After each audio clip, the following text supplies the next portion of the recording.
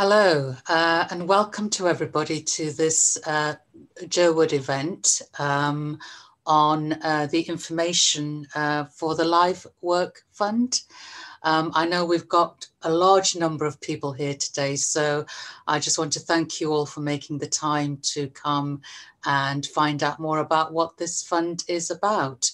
I'm Kamaljit Punya, and I'm going to be facilitating the event for Joe Wood today. I'm an independent consultant on diversity, and I do coaching and facilitation as well. So that's me, and I'm just going to hand you over to other people on this Zoom so that they can introduce themselves to you. So over to Lily first. Hi everyone, my name's Lily Geisendorfer. My pronouns are she, her, and I'm the director at Joe Wood Arts, and I'm really delighted to be hosting the event today. Thank you. And I'm John Opie, pronouns he, him. I'm Deputy Director at Joe Wood Arts, and welcome to everyone. Thank you. We have BSL interpreters with us today as well. So if you could please just make yourselves known and introduce yourselves. Hello, Becky Barry, working from spoken English into British Sign Language at the moment. I will be co-working with Sharon Vind as well, who will be swapping over every 15 minutes. Thank you. Thank you very much. Thank you for that.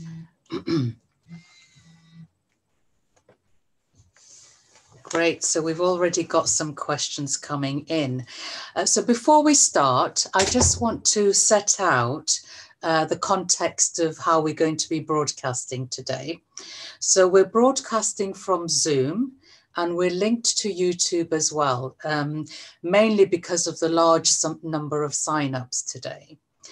So firstly, again, thank you for coming and taking an interest in the fund. And we're really excited to be hosting this session. We hope you'll find it useful, but I'll also be highlighting to you that this isn't your only opportunity to get more information and guidance, and I'll give you a little bit more information on that afterwards. So this is how it's going to work. I'm going to kickstart by asking John to introduce the fund, and then Lily is going to be setting the context as well for the fund to kickstart our questions. We're going to open up the questions in about 10 minutes time, and then we'll start taking questions from you for about half an hour or so. We'll finish around 10 to 12 with the questions so that we have enough time for Lily and John to give you any other deeper insights into how you can apply and the method or any other tips that they want to share with you. So the most important thing is, how can you ask the questions? There's going to be two options. Option one is to pop it into the YouTube chat. So please just use that chat function just for questions for this session. Otherwise, it's going to get a little bit too complex. If you don't want to put your questions into YouTube, you can send them to us via email. And the email address is info@joewoodarts.org. And that's particularly important if you want to make your questions completely anonymous. We won't be saying people's names anyway when we ask the questions, because a lot of the questions we'll be answering will be things that everybody will want to know.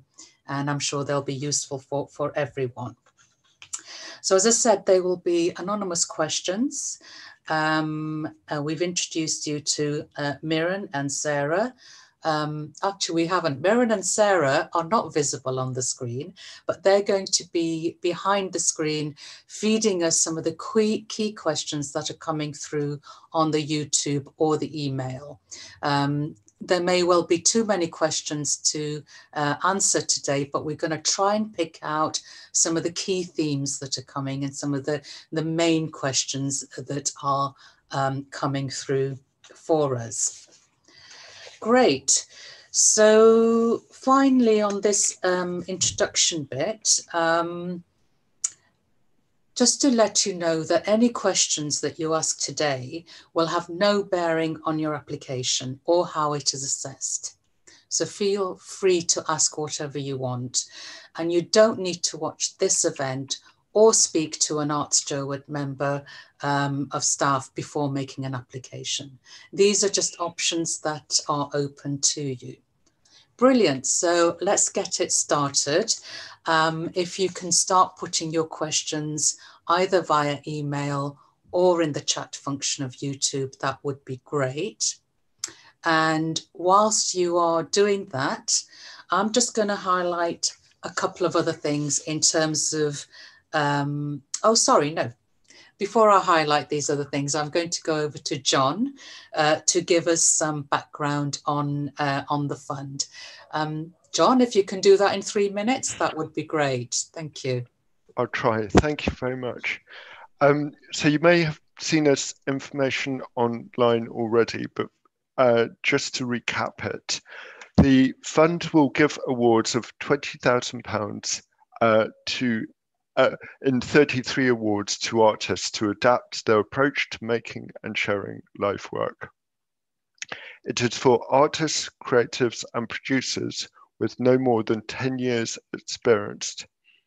experience based anywhere in the UK whose practice pre-COVID was focused and relied on live performance.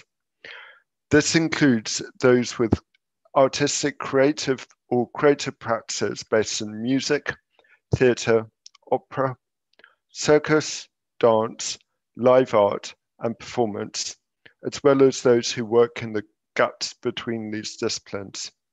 Around half of the funding will go to music creators. The fund is for artists, creatives whose work is focused and relies on live performance. We therefore expect the majority of applicants to think of their practice as including one or more of the following: acting, choreographing, composing, primarily for live performance, devising, designing, including set, sound, video, and lighting for the stage or live performance, directing, facilitating movement work, performing, producing, and or writing, primarily for stage and or live performance. We strongly believe that artists and creatives hold the key to discovering and forging new ways forward during this time of unprecedented precarity. We are committed to a vibrant future for live work and to ensuring that right across the country, outstanding artists, creatives and producers of all backgrounds are able to transform and develop their practice to survive and thrive. This is not project funding. Your ideas should be ambitious and broad and help you to reimagine the future of live work in your discipline. And just a reminder, the deadline is 5 p.m. on Monday, the 16th of November.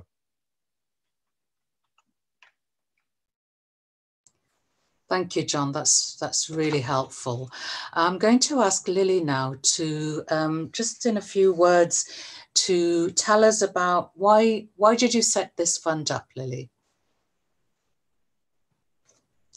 Can you please unmute yourself? Thank you. Thank you, Camwidget. So we've been thinking about what Jerwood Arts' specific USP in response to COVID might be since the pandemic hit in March. But with our own means diminished, we knew we would need to collaborate with others to create something substantial. So this fund is born of a group of independent funders, ourselves, the Wolfson Foundation, Esme Fairbairn and the Limbury Trust, who are all very worried about the impact of COVID on artists specifically who weren't able to get or make or perform live work and who are falling through the cracks of support. You'll all know that at this moment, the future of live performance is again even more uncertain. And you'll know firsthand, far better than I, what that uncertainty means for independent freelance artists. There's the existing freelance precarity gaps in emergency and government funding support, and the uneven and unpredictable impact of COVID on different groups of people and geographies across the UK. Together, they provide a uniquely challenging context that is significantly reducing opportunities and forcing many to abandon their practice, particularly those from underrepresented backgrounds who were already most at risk of discontinuing their practice before the pandemic hit. So the idea with this fund is to go beyond hardship funding and provide a substantial, meaningful, long-term, no strings attached financial and mentoring support to a number of outstanding artists and musicians, producers, choreographers, writers for the stage, and those with practices at the intersections between these, to be able to have the time and headspace for a radical rethink. What do they need to survive and thrive through COVID and make a contribution to the sustainability of their artistic communities over the next 12 months? So, at times over the last few months, it's felt counterintuitive sometimes, almost perverse, to be designing a fund dedicated to live work in the face of COVID.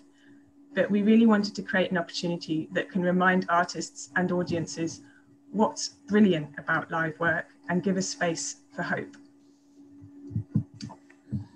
Thank you, Lily. I think hope is something that we all need at this time. And this fund just seems like a fantastic opportunity for those that will be successful in getting through. In terms of applying for this fund, you can make your application on the online portal. And this gives you the option to submit either a written or video or audio application. So you've got a number of different formats that you can actually apply for this funding. The guidance is available on our website, and we also have this available in an audio recording and an easy read format. We want to make this fund as accessible as possible to everybody. And so if you need any further support on accessibility, again, use our email to contact us at info@jowoodwoodarts.org. It's the same email, and that will be picked up, and any other support needs will be made available. Again, if we don't answer your questions today, use the same email to follow up and to explore this further. We'll acknowledge your email within 3 working days, and we'll answer it within 5 working days. If your question is particularly complex and you don't want to email us, you can speak to a member of our team, and they'll give you a 10-minute personal session in answering your questions. And again, contact us, either email or call us, and we'll arrange for that to happen. Brilliant. So now we are going to start answering some of your questions, and we already have a number coming through. Okay, so I'm going to start off with the first one. And the question is, can funds from the live work funds be used to employ other artists? Who would like to answer that, Lily or John?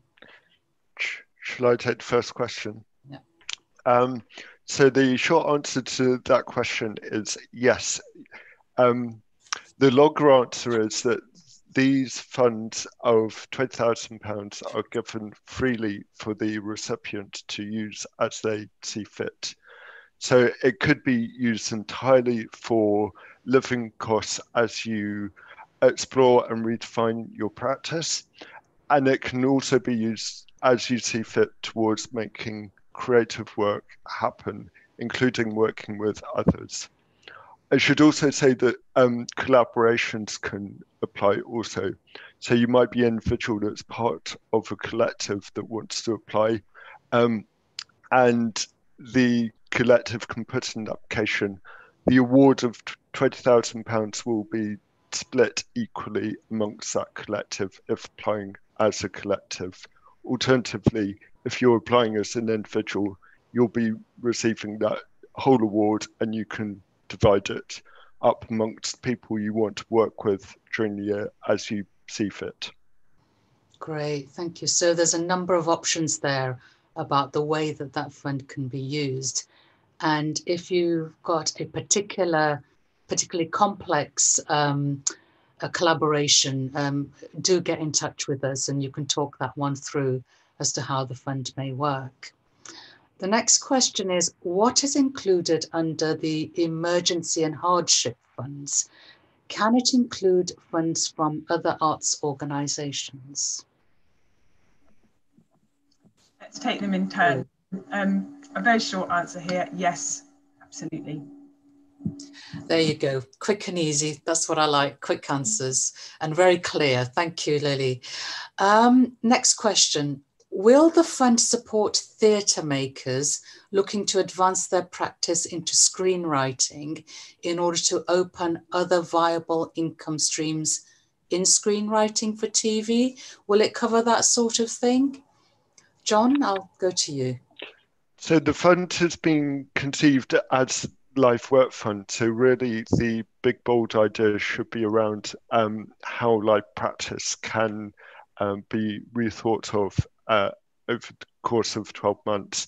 That might include forays into digital and other ways of conveying life work. But when it becomes recorded work or verging into film and TV, that starts to get outside of the remit of the fund. Right, okay, thank you. Next question.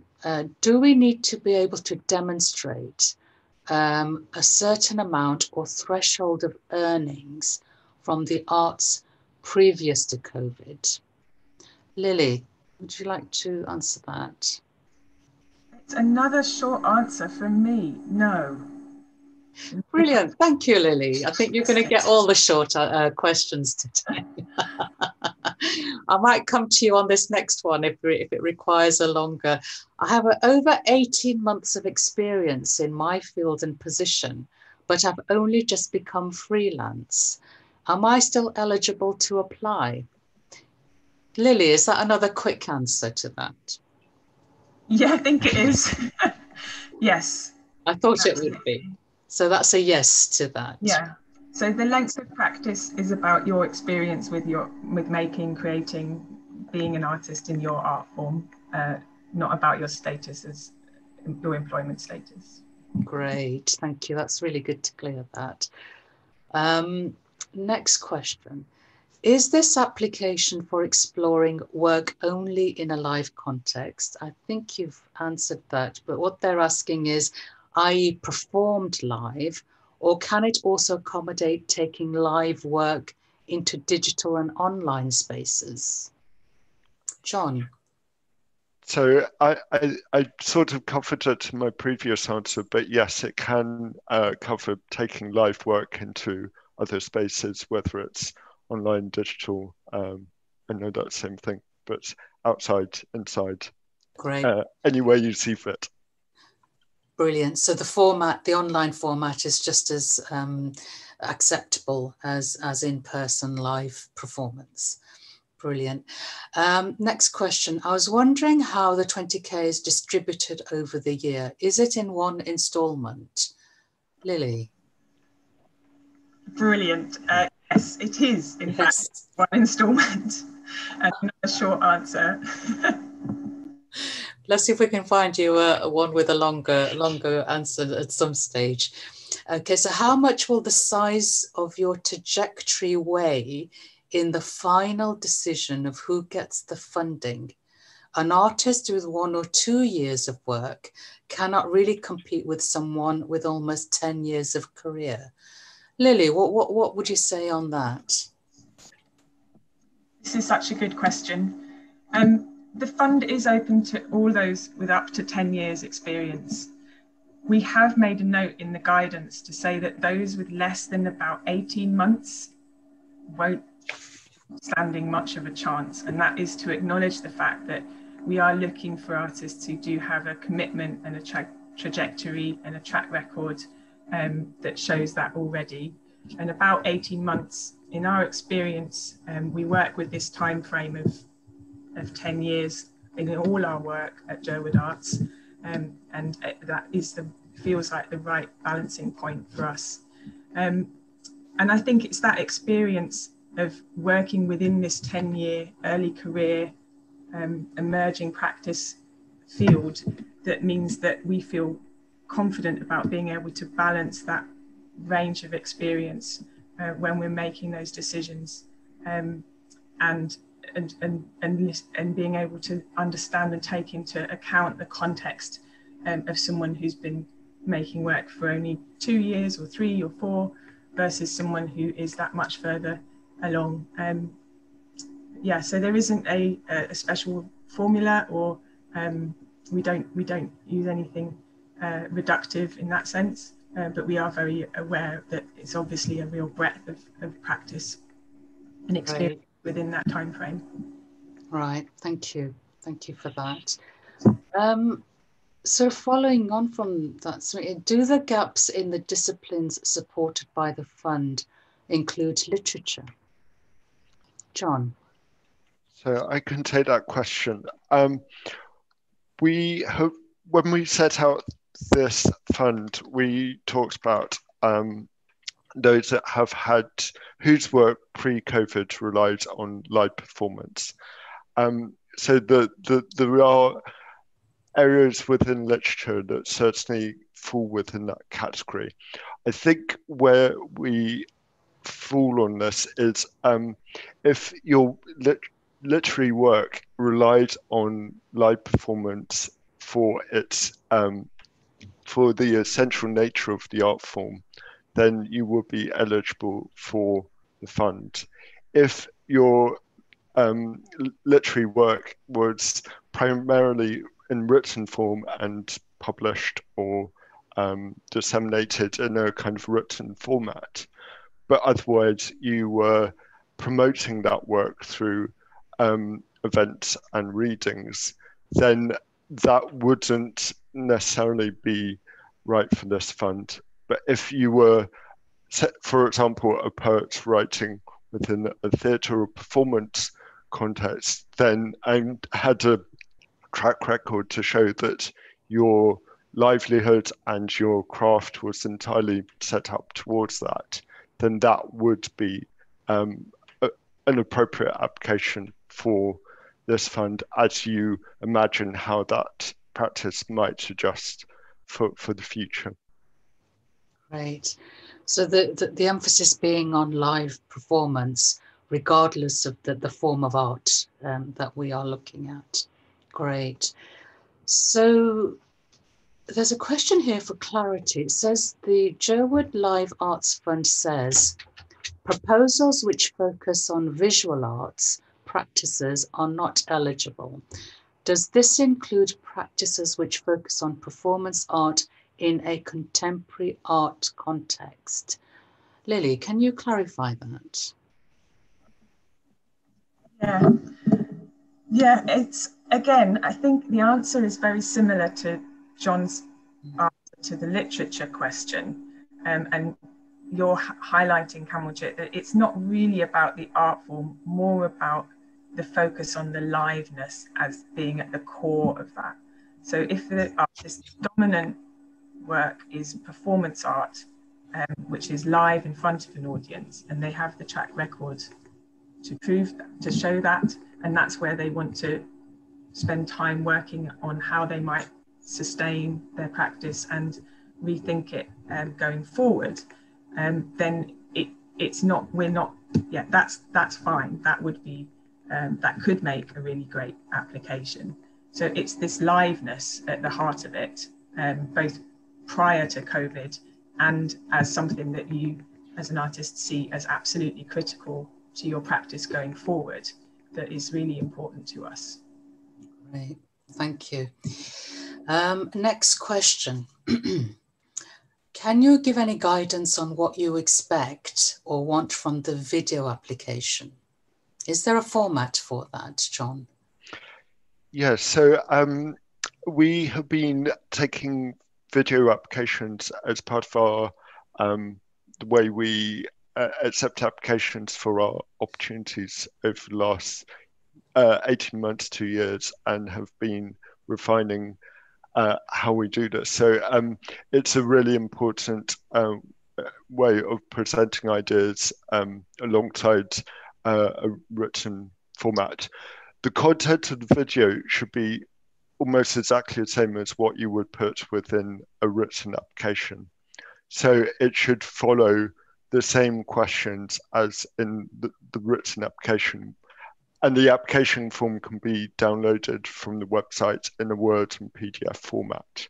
So you can prepare your answers before you start to record your application. We don't place any emphasis on production values of your video audio application. It just needs to be you talking through your experience according to the guidance, and then talking about your idea for what you would want to do in 2021. It doesn't need to include the examples of work. There's a space later on in the application form for that. It is purely you presenting your proposal for us to consider. And there's guidance as to the length as well. But yeah, it should be exactly the same as the content in a written application. Right, thank you for that. So it's the same information, but the format that you can use is different, and you will have guidance on how you make that application. Thank you. Next question. Could you clarify being part of being more than one application, please? So many of us are connected to each other's collaborations, but making individual applications too. Is that okay? Lily, is that okay? Can you do it? Can you do that? So as an individual, you can apply once. You can appear in others' applications where they are applying as an individual. There's no limit on that. So if you're loosely connected, as it were, then that's fine. If you're putting in an application as a collaboration, we would also expect only one application with all of you on that application named as the core collaborators who would share and work together to fulfill the aims of the fund. I'm looking at John just to check if I said that in the clearest way possible. Perhaps you can repeat it again, because it is a bit fiddly. Yes. So to put it in a different way, I think that was totally right. So you can put in one application as an individual. You can be named in anyone else's application as a kind of referred to as being part of their work, but they can also apply as an individual. Then you can also apply as a collective. So you could be named as one of, say, a group of 4 who are known as something, and you as a collective can put in an application. I understand that one person might be involved in a large number of collaborative practices. So really, it's about that collective making up a major part of your work and where you see yourself going next year and beyond next year. So I understand that some people might be very part-time in a large number of collaborations, and they could involve a large number of people. We would, I think, expect to see that the core of that collaboration, or the members of that group who are spending most time, to be the ones that feature within the application as part of a group.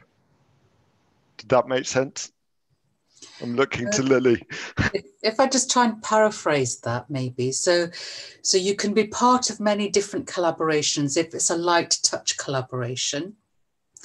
But if you are a core collaborator, and obviously if you're an individual, you are the core person, then you can only make one application. Is that right? Or can you make multiple applications? Could you just clarify that, Lily? It's one of each. So you can the form asks you, I think one of the things that might be helpful to say is that the form asks you to say right at the top whether you're applying as an individual or as a collaboration. And if you say you're applying as an individual, then you can reference whoever you want and need to in your proposal. But if you apply as a collaboration, it asks you to name formally who those collaborators are. So, yeah, so there's a slight difference there. But it will go back to the FAQ and we'll try and set that one out really clearly following this event. So I'm gonna move us on. Thank you. We'll try and get better guidance on that one. Brilliant, thank you. So there'll be more clarity on that in the guidance. Next question is, are people with part-time permanent day jobs excluded from applying? Would like, there's shakes of heads there, so that's is that a straightforward answer, John? Yeah, it's a no. We would just ask applicants to make sure they've got enough time to invest in the activity that they're proposing for us, but they can of course take on other work or have part-time jobs alongside this. We wouldn't expect anyone to give up their part-time jobs in order to do this. We don't want to, we want this to be a building process rather than shutting certain avenues down. Great, thank you, thanks. So this is a question that's been on the trajectory in the emails, is that my caring responsibilities have meant that my work in the past 18 months has been very sparse. Will you consider individual circumstances relating to caring responsibilities? And of course, in the sort of COVID situation, this is a particularly important question. Lily, would you like to answer that? Thank you. Yes, thank you. Such a good question. The answer is yes, absolutely. And there is space in the form to articulate your particular circumstances. So yeah, very aware of the context being particularly challenging in the past 18 months and everyone's lives being different and running in different ways. So. Great. So there's a space on the form. And does it give you examples of the sort of things that you can put into under those special circumstances there? So great. So look at the guidance of the form and it'll give you the context where, you know, where you can explain those sort of things as part of your application. Brilliant. Next question. I've applied for ACE funding for R&D that, if successful, would occur in January. Would I be able to apply for funding from Live Work Fund for the final stage of the project at this time? John. So I can answer that. First thing to say is the Live Work Fund is absolutely meant to support and work alongside other funding. So it could work in tandem with funding from other organisations, other funders. It's important to say that Live Work Fund is not project funding. So it's not designed to necessarily dovetail with, say, a project grant from Arts Council England. What it is meant to do is to support practice and idea development across 2021, which may include working on projects during that time. But we don't expect to see a project outcome. There might not be performance outcomes, although there might be.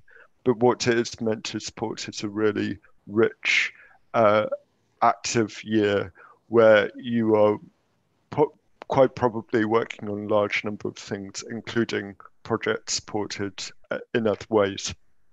Right, thank you. Great. This is an interesting one.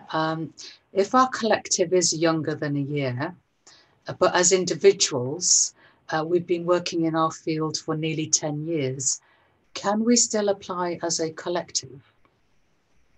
Lily? Oh, that is a tricky one.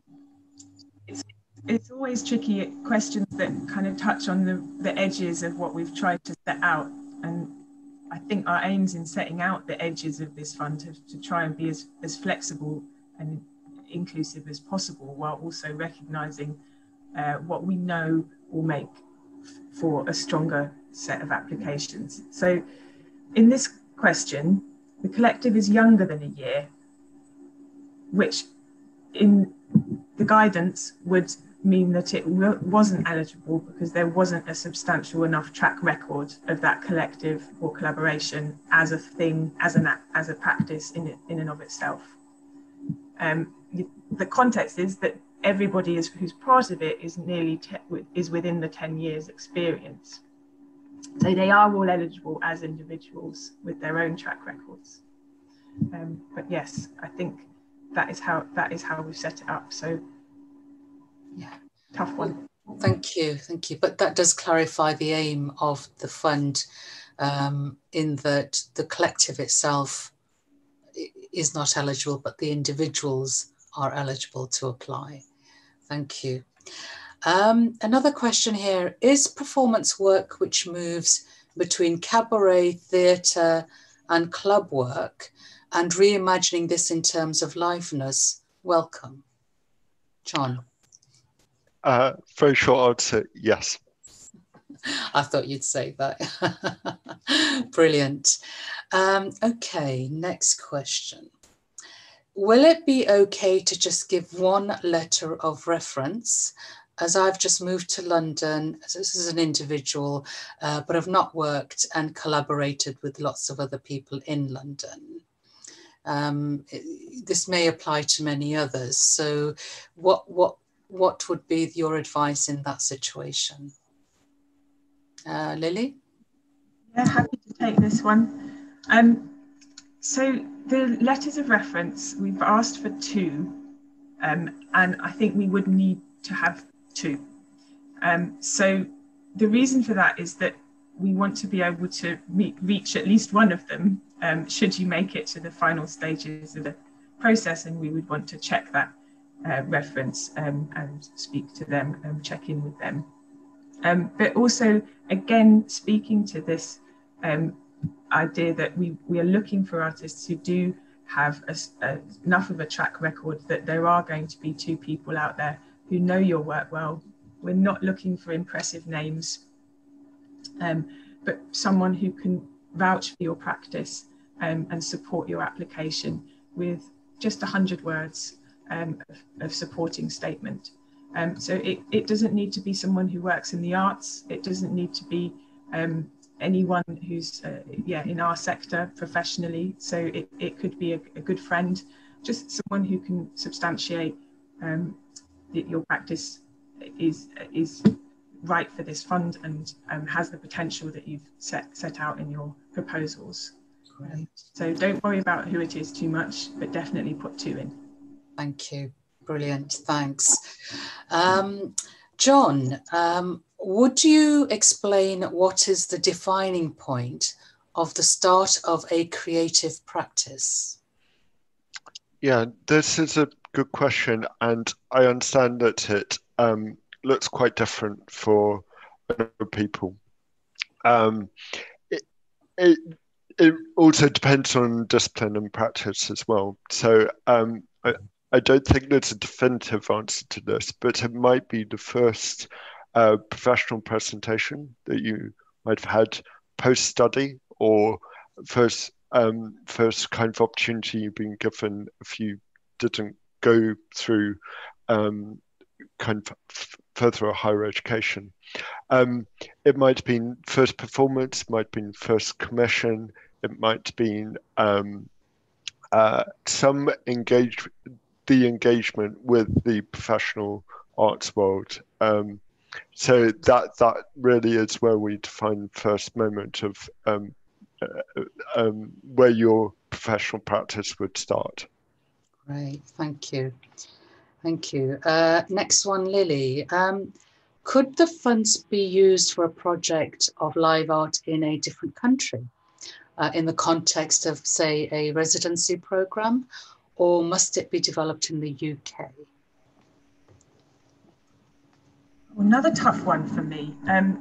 So we would like all our funding to take place in the UK primarily. So the answer to this one is unfortunately no. Great, that helps to clarify that, and that is the focus. As you say, it's a UK context funded focus for this fund. A very technical one here, John, which is, will you have to pay tax on this award as a freelancer? So everyone's financial situation is different, and actually we're not set up or licensed to give kind of financial advice on the status of the award for individuals. But we understand that it's a concern, especially given the amount of money on offer. So what we can do is connect you with a financial advisor to discuss the status of the award given your circumstances, and we will make that person available without cost to you. But I, as someone who works in the arts, can't offer that advice as a general principle. That's really helpful. Thank you. As you say, everybody's circumstance is different, and there is an offer of an advisor there that you can contact to find out what your personal circumstance would be. Thanks. Thank you for that, John. Next question. Is the funding for live event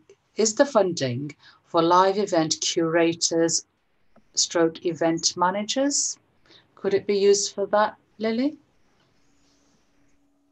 Yes, I think so.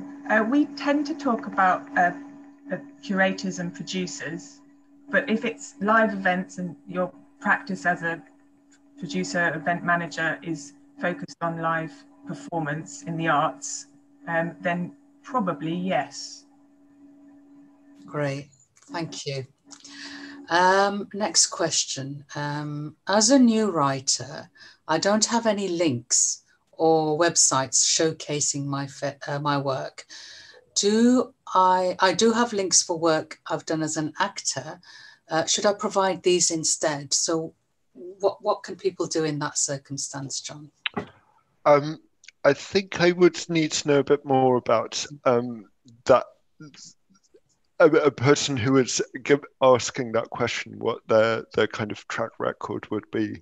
I'd refer back to the guidance which says that we're looking for at least an 18-month track record to be in the right ballpark to be making an application to this fund.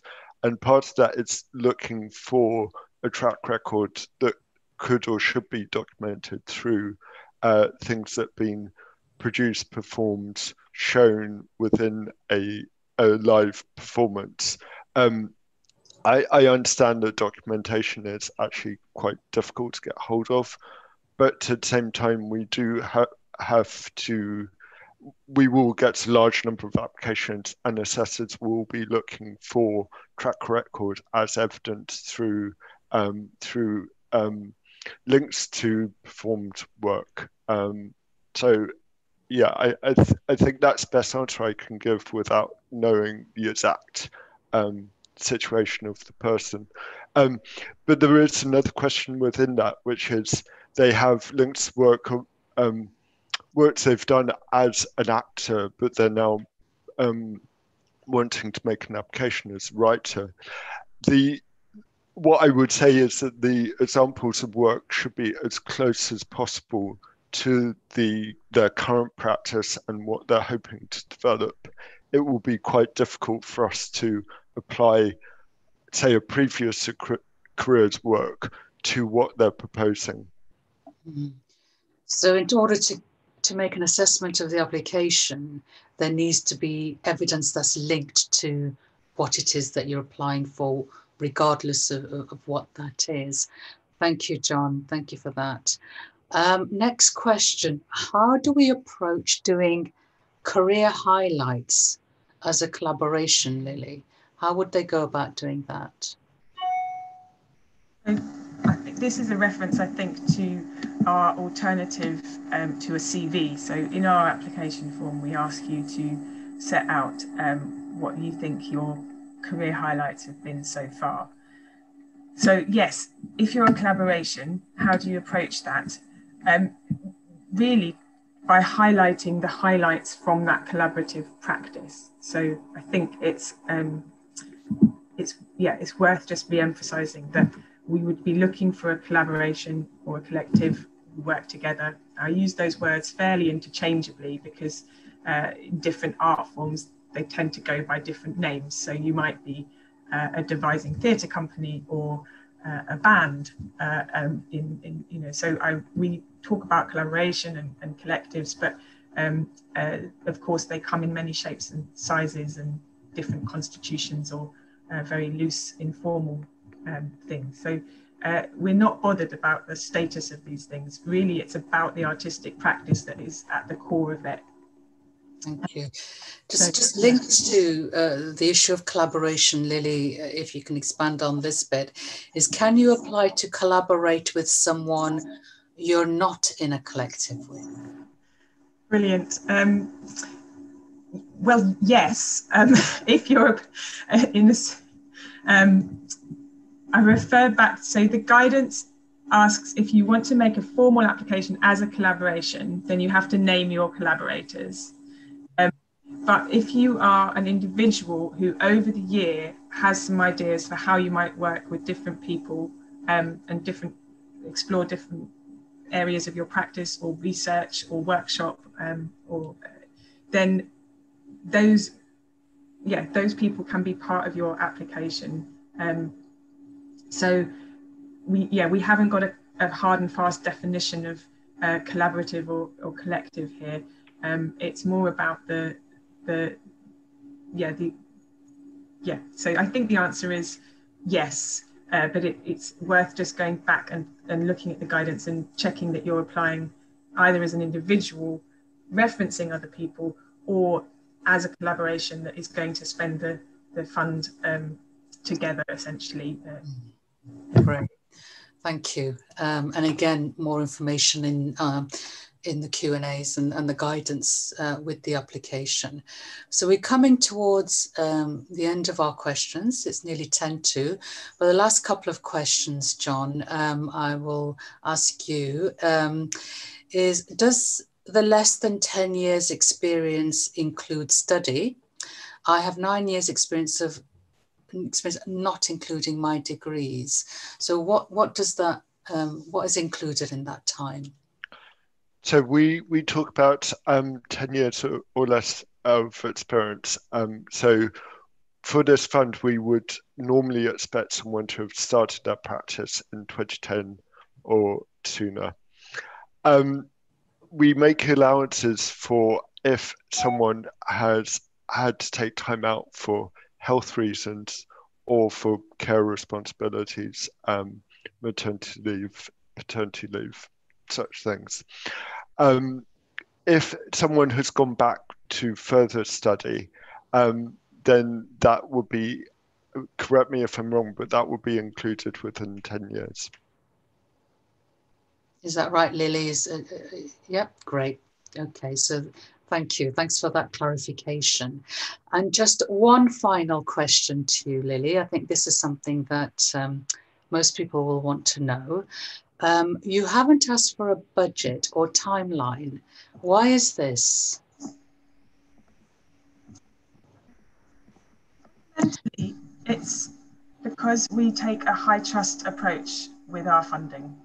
And this fund really, given the uncertainty due to COVID and how the live art sector will be responding over the next year, we felt that it wasn't really realistic to ask for that level of detail at this application stage. The two key things are the vision you have for how you're going to sustain and support your practice to thrive, and the ideas for how you might start to do that in the next 12 months that underpin that vision. So we're not looking for a detailed budget and we're not looking for a timeline. Both those things feel like they will need to be things that develop over the next year in close relation to how the world develops. So it didn't feel, it's not a pragmatic fund, it's not a project fund, it's an ideas and vision fund. It's amazing. Thank you. Thanks, Lily, for that. So we've come to the end of the formal asking questions from yourselves. I think sorry, Lily, please, yeah. There was just one more that popped up here that I just don't. Okay. It was about whether your referee can be from abroad, and the answer was yes, absolutely. Great. Another quick yes. Yes. Thank you. Thanks for that. I think we've answered the majority of the questions that you've been asking. But just to say that this isn't your only opportunity to get information. You can email us on info@jerwoodarts.org and, follow up, ask any other questions, or book in a time to talk to one of the members of staff if you have something more specific to yourselves that you want to ask. I'm going to have now to hand back to John and Lily for, their final wisdom on going for this fund and on the application process, and some of their top tips for how to go about doing that. John, do you want to start on that? What are your top tips to people from today? So thank you for staying with us through to this point, and thank you for all of those questions. Really great questions, and testing us as well, which is always good. So we've got some top tips. I think Lily and I are going to take in turns in offering them. So I'm going to kick off, starting with practical application writing tips. And the first one, which I'm going to talk about, is we've got a deadline of 16th of November for this fund. I realise that it's not too far in the future now, but I would stress not to leave your application writing and submitting until last minute, but also to not overthink your application. We're very aware of how much work people put into their applications, and they do take time. And we've tried to keep this fund as easy as possible to apply for, whilst getting the information we need to make to understand what the proposal is going to be. There's also a large amount of emotional investment that goes into these applications. So we want to respect that, and also to support you through that, and to make this as simple and as straightforward as possible. So don't overthink it. Do ask for help. Do ask questions. Brilliant, thank you, Lily. What's your top tips? I've got two on the practical side. I'm sure you will have heard this before, but do get someone to read it who doesn't know your work, and who can tell you whether it makes sense, whether it's clear, and just give you that feedback from a different perspective. And use the full word count. We've really tried to simplify the form. It takes just 700 words in total, so do use them. Great, because sometimes when you're so closely involved with your own work, you take things for granted, and it really helps for other people to give an external outside view on this. So, make sure that you get all the right information in the application process, so that assessors have as much in front of them as they need to be able to make an assessment of your application. So that's really important. Thank you so much. Well, we're coming towards the end of our session. Are there any other questions or final words that either of you two would like to add to today's session? John, was that something you were about to say? Yeah, I've got a couple more kind of thoughts that might be useful for people approaching this fund. And that's to reiterate something that we'd said before in this conversation, which is we're really looking for a vision for what you want to do next year and some ideas to back it up. They that's really important for us. It's not a single project funding, so it's about being bold and kind of working with the uncertainty around COVID and future arts landscape. With that in mind, we're not asking you to be pragmatic. We're and there's no need to prove the viability or feasibility of your vision. We're hoping to support you on this journey, and if you were to get an award, we would be working with you through next year with the support of we can offer kind of mentors to help that journey, and we can be on hand to kind of answer questions, make introductions. So I really wanted to say that before the end of this session. That's great, isn't it? I mean, what an invitation to people to be bold at this really demanding time, and you know, without the strings attached there, to actually be able to bring their vision into the world. I think so needed for all of us. Final words from you, Lily. What would you like to say to people today? I think I'd like to end on a note of generosity, perhaps. This is easily the most generous fund that we've ever offered for individuals. And it might be you, but it might be someone you know. So who else should be applying that you know? Could you be a referee for someone? We often offer funding in an open call situation like this, but we also work with nominations processes in a more behind the scenes way sometimes. And actually that's because a lot of people don't think funds are for them for a number of different reasons.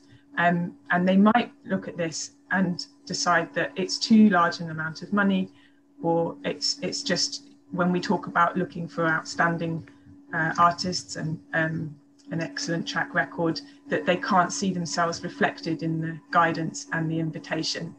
But you might look at their practice and you might see their potential, and you might think, no, they should definitely be applying. So as much as we know there's going to be a high competition for this fund, I would encourage everyone to think about who you think should be applying, or who you might write a reference for, so that we make sure we hear from everyone who's got the vision and ideas to get us out the other side of this COVID crisis and help live performance to, in the slightly hackneyed phrase, survive and thrive. But yeah, thank you. Yeah, no, thank you. You know, the spirit of collaboration, supporting each other, is really at the heart of what's getting us through the COVID situation anyway. And I think for that to be reflected in this fund is really important. That spirit of generosity, both to ourselves and to each other, is really important. So thank you so much, John and Lily, for clarifying things, answering a wide range of questions there, and giving us your inspiration and thoughts on the next, on the context of this and the next steps. As we've said before, there's lots more information and support available for you, so do follow up. Think through carefully what it is that you're putting forward, and take this opportunity. So we look forward to your applications, and want to thank you incredibly for joining us today. We're humbled that so many people are interested in this fund, and we want you to come forward with the best ideas. I'd like to thank our BSL interpreters today as well. Sharon and Becky, thank you so much for your input. and also to Miran and Sarah, who've been working frantically behind the scenes to make sure that all the technology works out, which is a great blessing, and that we get all the right questions fed through to us so that we can answer them. So thank you, everybody. And it is now 1 o'clock and we'll be closing the live stream. Have a good day.